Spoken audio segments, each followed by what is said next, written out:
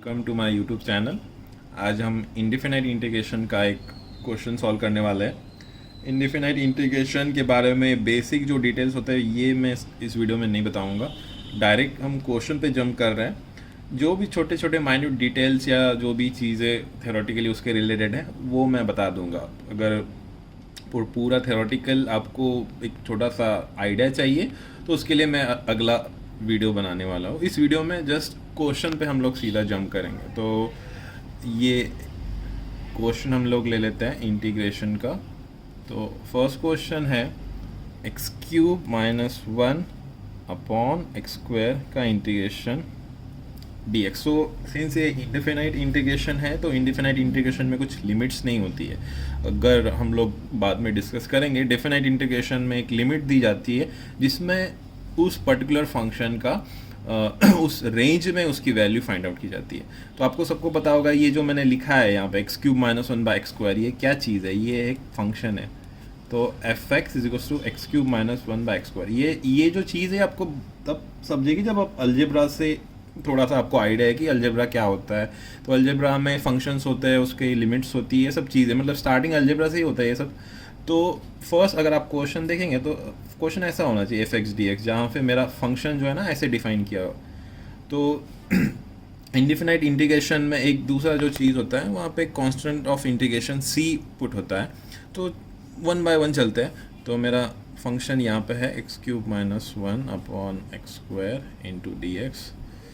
तो डायरेक्टली तो इसका ऐसा कुछ फार्मूला है नहीं कि मैं इसको इंटीग्रेट कर पाऊँ, तो मुझे इसको ब्रेक डाउन करना पड़ेगा इस फंक्शन को। तो फर्स्ट इसको ब्रेक डाउन कैसे कर सकते हैं? X cube by x square minus one by x square. अब सबको आई होप ये स्टेप समझ आए होगी, इतना कुछ डिफ़िकल्टी है नहीं इसमें। सिंपली मैंने न्यूमरेटर को सेपरेट किया हुआ है, डिनोमिनेटर से उसको डिवाइड किया है। तो x cube by x square you all know it will be x, और ये x square one minus x square. तो ये पूरा मेरा फंक्शन ऐसे मैंने सिंप्लीफाइड फॉर्म में लिख दिया है। तो सिंस इसमें सब्सट्रैक्शन का साइन है तो इंटीग्रेशन का जो रूल है, तब इंटीग्रेशन को डिवाइड मतलब टू इट्स में सेपरेट करके लिख सकते हैं। तो इसको मैं ऐसे लिख सकता हूँ x D x minus one by x square into d x, इसका भी इंटीग्रेशन। तो ये एक इंटीग्रेशन दो इंटीग्रेशन में यहाँ पे डिवाइड हो गया, करेक्ट ना? तो x बाय डी एक्स इसका जो इंटीग्रेशन है, इसका मैं सिंपल आपको फार्मूला बता देता हूँ। जो इंटीग्रेशन का बेसिक फार्मूला है x डी एक्स का इंटीग्रेशन, जो x raise to power n into d x. अगर मेरा ऐसा कुछ फंक्शन है, फंक्शन यहाँ पे मैंने डिफाइन किया f of x is x raise to power n, तो इसका अगर मुझे इंटीग्रेशन निकालना है x raise to power n का, तो x raise to power n plus one upon n plus one plus c, ये इसका इंटीग्रेशन बनेगा। ये बेसिक रूल है। तो यहाँ पे जो ये c होगा ये इंटीग्रेशन कांस्टेंट। तो ये चीज़ मैं बाद में आपको एक्सप्लेन कर दूंगा कि ये क्या होता है। मतलब जब भी आप इंडिफिनाइट इंटीग्रेशन के साथ डील कर रहे हैं तो इंटीग्रेशन कांस्टेंट वहाँ पे आएगा हमेशा। तो सेम यही चीज़ यहाँ पे लगानी है। तो जस्ट आपको आइडेंटिफाई करना है कि यहाँ पे पावर्स क्या है। यहाँ पे एक्स टू पावर वन है, यहाँ पे इसको मैं अगर डिनोमिनेटर में ये एक्स स्क्वायर है तो उसको ऊपर लेके जाऊँगा तो ये x to power minus two बनेगा इंटू डी एक्स, और ये इंटीग्रेशन। एक चीज़ इंपॉर्टेंट है यहाँ पे कि साइन देखना है। यहाँ पे पहले से नेगेटिव साइन है। अब यहाँ पे x to power minus two लिया हुआ है, आगे जाके जब इसका इंटीग्रेशन करूँगा मैं तो डेफिनेटली यहाँ पे कोई माइनस साइन कैंसिल हो सकता है या ऐड हो सकता है। तो वो चीज़ मुझे देखनी है। तो पहले से जो साइन है वो लेके चलो। यहाँ पे माइनस है, माइनस है, माइनस है, यहाँ पे माइनस है। तो x raise to power one d x, तो ये फॉर्मूले के हिसाब से इसका इंटीग्रेशन क्या बनेगा?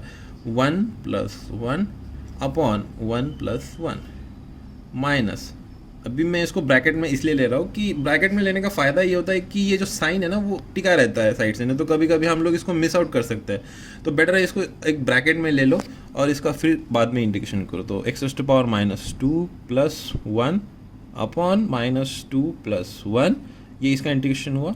और ये जो कांस्टेंट c ऑफ इंटीग्रेशन वो अलग से लिख देना। एक्चुअली अगर आप देखा जाए तो ये दो इंटीग्रेशन मैंने किए है ना, तो इस इंटीग्रेशन का एक इंटीग्रेशन कांस्टेंट c1 बनेगा, इसका c2 बनेगा।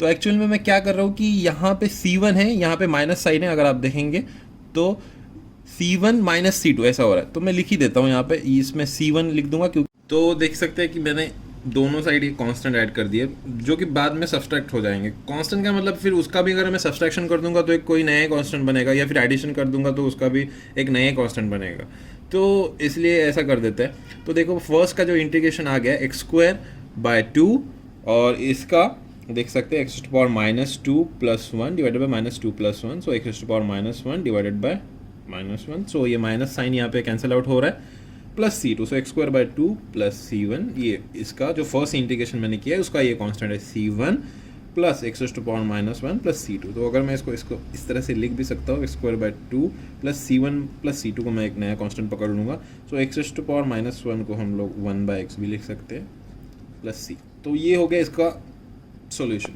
तो देखिए आपका प्रॉब्लम था x³ - 1/x² का इंटीग्रेशन dx। प्रॉब्लम तो बहुत ही आसान है, जस्ट एक सिंपल सा आपको इसका जो बेसिक थ्योरी जो आपको याद रहना चाहिए वो है x⁻n × dx, इसका इंटीग्रेशन, और उसका फॉर्मूला है x⁻n + 1 + n + 1 plus constant of integration. तो ये चीज़ अगर आपको पता होगी तो ये सम आपका सॉल्व हो जाएगा। तो हम इस वीडियो में हम लोग ऐसे ही क्वेश्चन लेते जाएंगे और बेस्ड ऑन उस क्वेश्चन का क्या डिमांड है उसके अकॉर्डिंग थ्योरी पढ़ते जाएंगे, क्योंकि मैं ये नहीं समझता कि मैं आपको मतलब पूरा एक थ्योरी बताते जाऊँ और फिर चलते जाओ और फिर क्वेश्चन, इसलिए कि पर्टिकुलर क्वेश्चन लेते जाएंगे, अकॉर्डिंगली जो थ्योरी है वो उसमें बताते जाएंगे। अगर आपको कोई थ्योरी का रिक्वायरमेंट होगा तो आप बता दीजिएगा कमेंट्स में, उसका हम अलग से वीडियो बना देंगे। So thank you for watching my video, do like and subscribe.